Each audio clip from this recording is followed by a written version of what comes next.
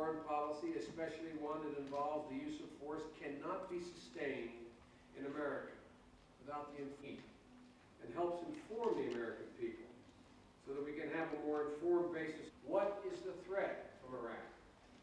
Obviously, to fully answer this question will require us to have additional and closed hearings. Well, clearly, an ideal situation would be the resumption of arms control in Iraq, inspections and serious arms control. But, Mr. Chairman, not if that means the shell game. Phony inspections, more deceit, more concealment. That would, in fact, I suggest, be deeply dangerous, providing an illusion of security. Test of whether or not a person can be judged to have committed a crime. And this is, did the accused have the motive, the means? If the decision has to be taken to remove Saddam, then I just say this: do it for the right reasons. As you have pointed out, Mr. Chairman, have this debate and make clear to the world what this is about. It is about weapons of mass destruction, but please do not leave out Saddam's hideous record in terms of human rights violations.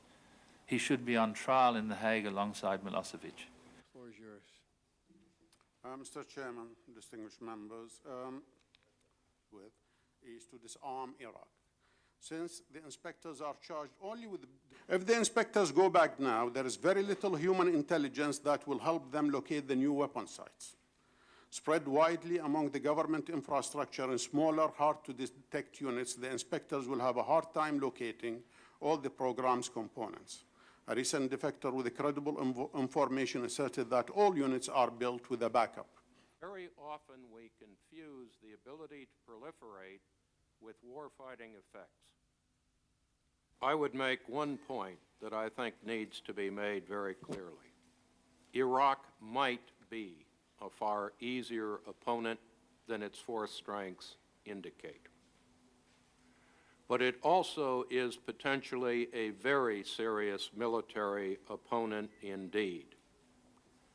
And to be perfectly blunt, I think only fools would bet the lives of other men's sons and daughters on their own arrogance and call this force a cakewalk or a speed bump or something that you can dismiss. Consent of the American people. And so just as we've done at other important junctures in our history, the Foreign Relations Committee today Charged with is to disarm Iraq.